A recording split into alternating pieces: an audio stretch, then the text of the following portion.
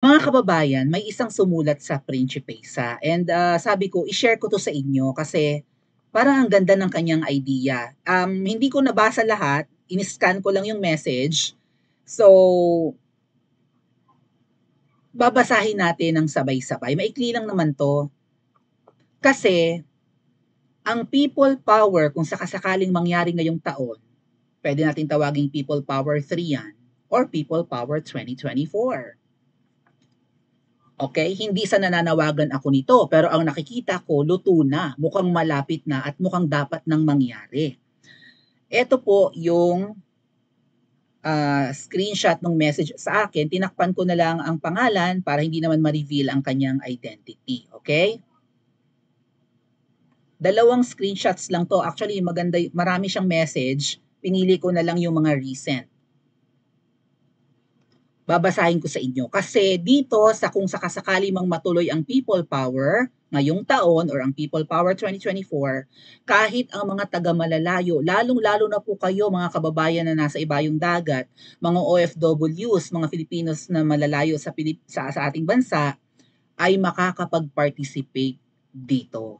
Okay? Pwede kasi itong may bumaba na taong bayan sa kakalsadahan bilang panibagong people power and sabayan na rin nitong idea ng ating kababayan. I think nasa abroad siya, no? Ito po yan.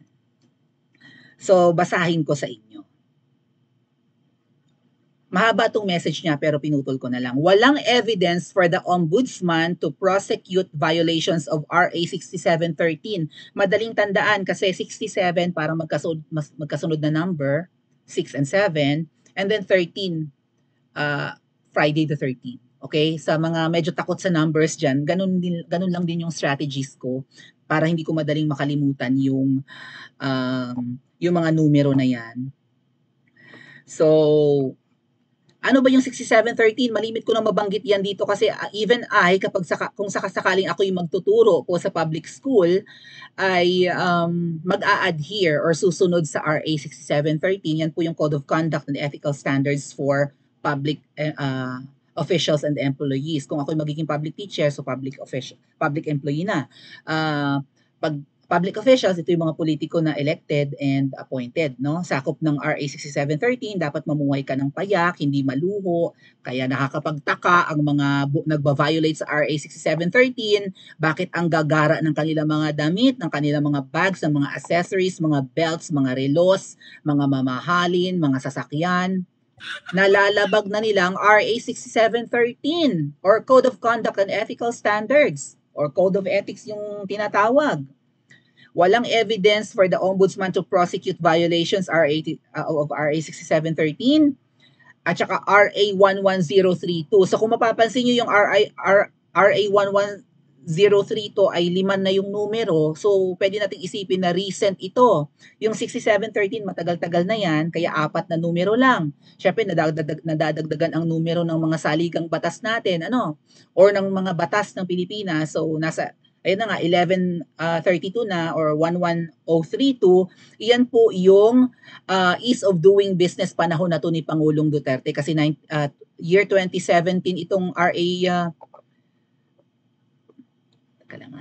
RA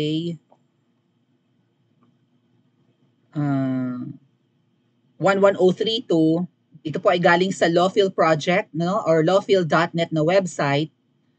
Ayan. So ito daw ay ginawa sa Manila nung Lunes 24th ng July o July 24th, 2017. So siguro ito yung mga mga pangalawang SONA ni Pangulong Duterte. Umupo si Pangulong Duterte 2016, tama? And then nag-SONA siya noon ng mga July. And then unang SONA 'yon. Kaupo lang niya 1 month pa lang. Second SONA niya ay 2017. And baka itong RA 11032 ay isinabay sa SONA or halos magkasunuran o magkasabay nga. Basta parehong buwan siguro. 2017. So kay PRRD na itong ease of doing business. Parang mapaparusahan ang mga government employees at mga government agencies kapag may mga nag-apply ng mga permit. Tapos 'di ba nagpapa-under the table, halos 300,000 to kalahating milyon yata ang parusa sa malalaman ng mga nakaupong empleyado ng gobyerno na tumatanggap ng lagay, mga ganon. Also, kapag sumulat ka, yan, screenshot ko yan eh. Teka ha. Okay. Open. Okay, RA. Tayo ng RA. 11032. Lo, mawala. Anyway, hindi ko may papakita. Yan ako na lang. If Control F ko na lang para makita nyo ha. Ito gagawin nyo to mga ate at kuya. Lahat tayo kikilos kayo nasa abroad, okay? Asan na? Okay, Control F ko na lang.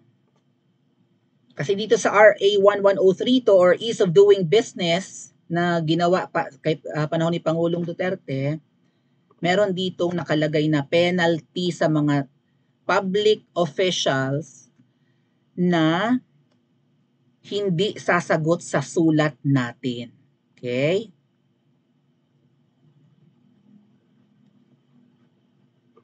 Basahin ko sa inyo ha. For applications or requests involving activities which pose danger to public health, public safety, yung pwedeng maglagay sa ating panganib, okay? Maglagay sa atin sa panganib.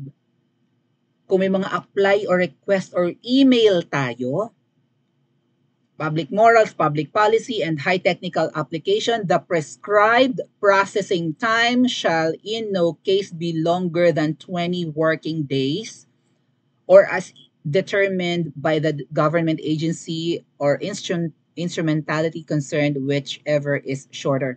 20 working days. So, weekdays siguro to, like Lunes hanggang Biyernes. So, isang buwan. Kailangang sumagot sila sa mga request ng taong bayan, may it be through email or snail mail, within a month. Or dapat nga, within 21 days lang. Within that day. So, dapat 3 weeks to a month, mag-reply ang gobyerno sa atin. Bakit ko binabanggit ito? Kailangan nating mag-email sa gobyerno, lalo na sa Malacanang, na meron tayong concern na ilalagay tayo sa panganib. Malalagay sa panganib ang mga Pilipino, kaya mag-i-email tayo. Kailangan nilang sumagot within a month. Gagawin na natin ito ASAP. Pagkatapos ng vlog na to, pagkatapos nyo itong mapanood, mag-email kayo sa Malacanang. Suggestion itong nagsumulat sa akin, walang evidence for the ombudsman to prosecute violations of ganon dahil mayroong room for deniability kung call out or tagging government officials or offices, whereas yung effort to call out or tag government officials office on social media ay converted as mass email to government officials and employees. Parang sinasuggest na nag-email sa akin na instead na manawagan tayo sa social media, mag-email tayo sa Malacanang. Mass emailing government officials or offices in holding public offices and employees accountable is the new people power. Mag-mass email tayong lahat, kayong nanonood, mag-email tayong lahat sabay-sabay. At huwag nating tantanan beginning today. Mass emailing government officials or offices in holding public official is the new people power, parang mass reporting ng social media accounts that were eventually taken down or suspended or totally shut down. Kung merong ginagawang kalokohan sa atin ang mga trolls na mass reporting, mag-mass email naman tayo sa Kamangyang particularly. Via emails, magsasalubong ang physical participation sa EDSA kung bababa ang taong bayan sa EDSA. And those citizens, thank you Ate Marilu, shout out sa iyo. And those citizens like OFWs, pati kayong nasa ibayong dagat, pwedeng gumawa nito. Hindi makakapunta sa EDSA such as walang pamasahe, may trabaho or mobility. Sina Ate Yingli po na nandiyan sa norte at hindi yung mga taga Malalayo, taga Visayas, taga Mindanao, mag-email kayo sa Malacanang. Ano ang i-email natin? Mamaya baka mabanggit dito.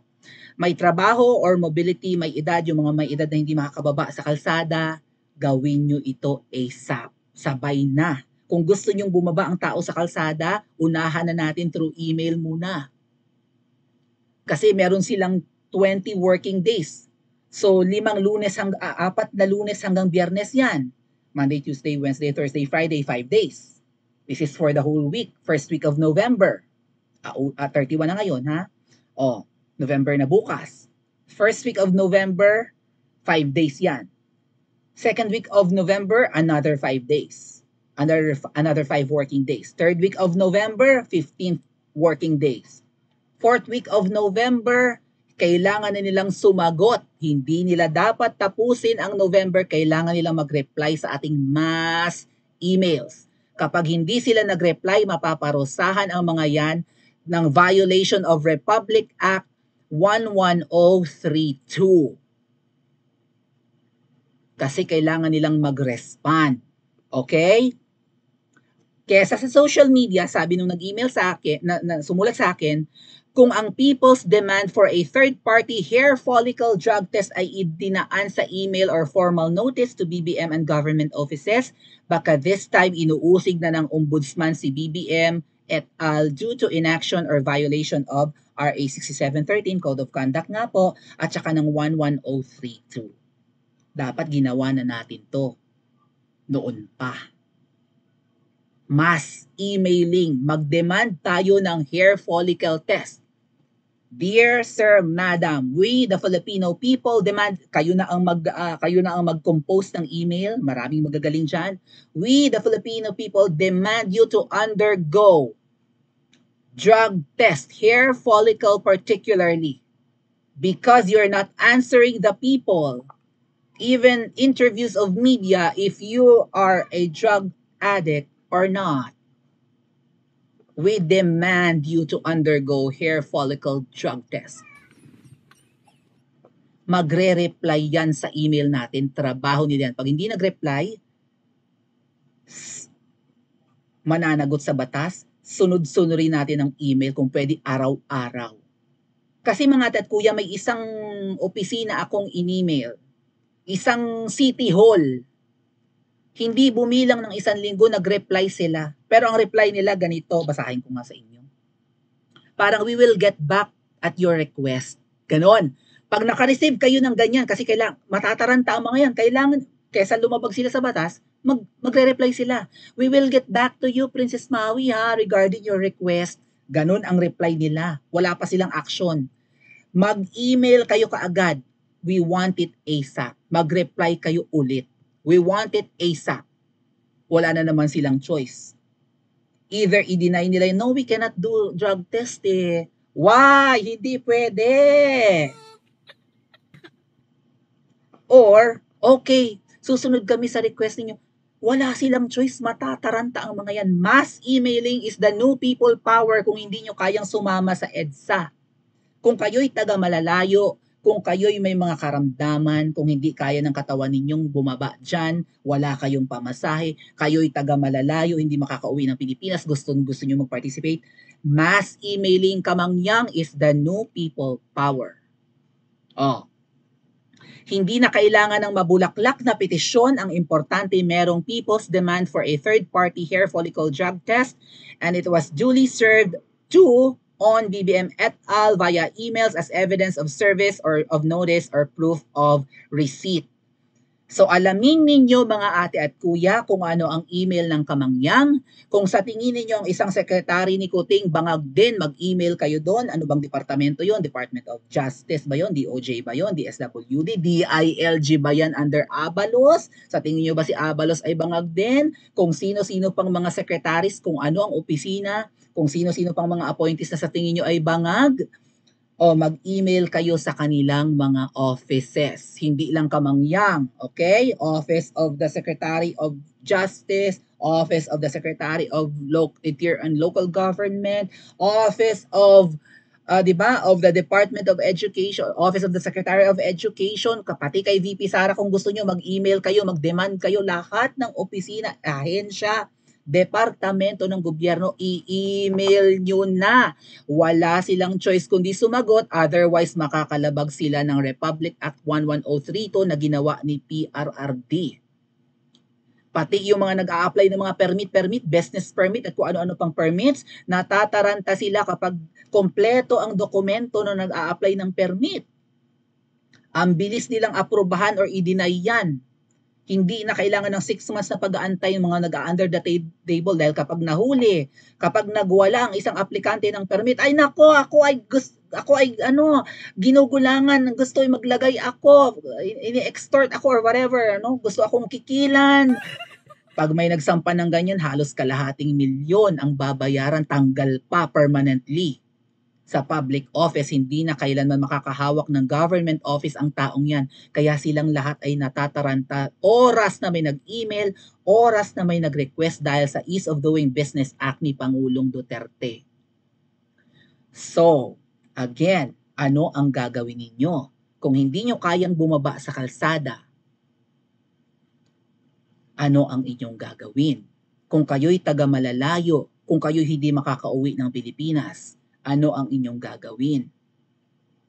Kunin nyo ang mga emails ng mga agencies na yan, ng mga departamentong yan, including ang email ng palasyo, mag-demand kayo ng drug test, kapag nag-reply, replyan nyo rin kaagad, either nag-deny or pag-aantayin pa kayo, we will get back to you. Ganun kasi minsan ang sagot para lang masabing nag-reply. Replyan nyo agad. When is it gonna be? We need proof now na hindi gumagamit yan ng ipinagbabawal na gamot. Dahil kaming mga publiko, na malalagay kami sa alanganin kung ang nakaupo ay wala sa tamang pag-iisip. Alam nyo naman ang takbo ng isip ng taong bangag, ng taong adik.